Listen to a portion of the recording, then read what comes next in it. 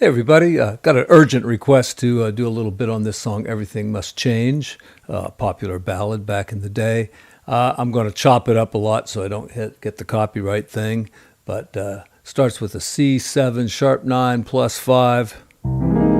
Typically we just call that C altered, but the chord symbol makes it a little more clear, and here we go. 1, 2. I see no need to put the 9 in. I mean, it's going to conflict with the melody. So just F minor 7th. And then we're just going to move the bass down with a C7 chord.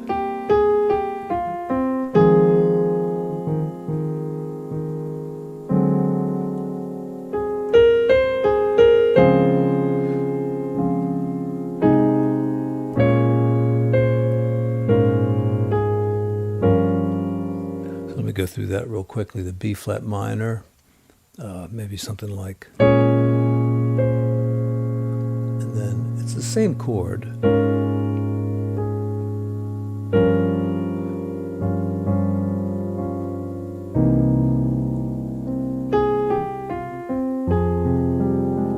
Now, if you were to put the 9 in like that, it would be better.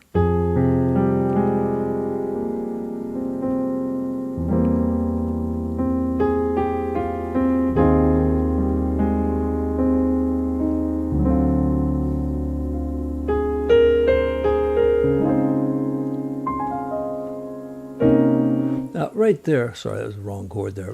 Something like that would be good. So,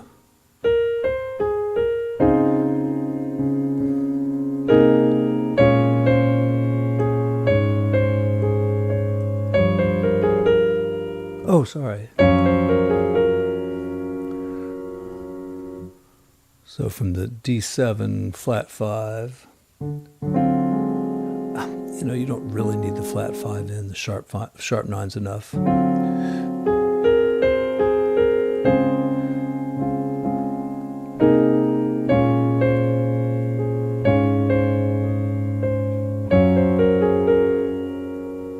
Okay, just a G flat major is fine. You know, the chord symbol, there's the sharp 11. There's the 9 right there. So you just need a G flat major 7th, really. Then just think a D flat with an E flat in the bass. And that's just a thick E flat 7th chord. You could do a lot of things there.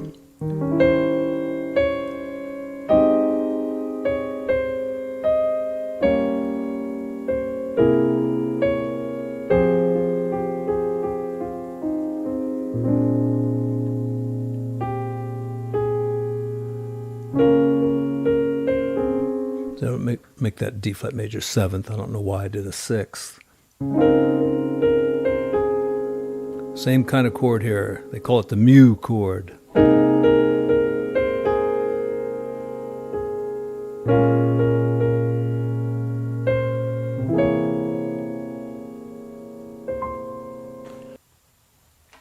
Okay, then it runs through it again, it looks like.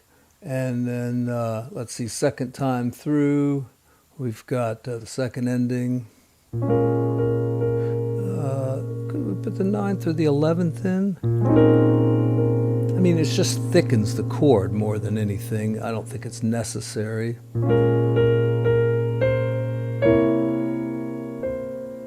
And then, let's see, on the second page, it looks kind of like the same thing.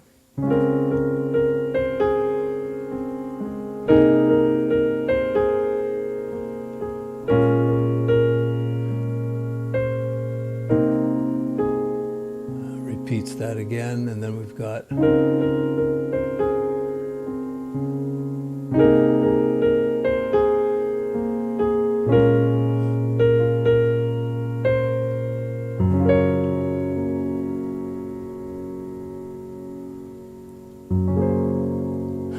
all right. I don't know if that's really how the song ends. I don't remember it ending that way. It says Quincy Jones got an arrangement. Seems like maybe it was somebody like James Ingram or somebody who did this song back in the day.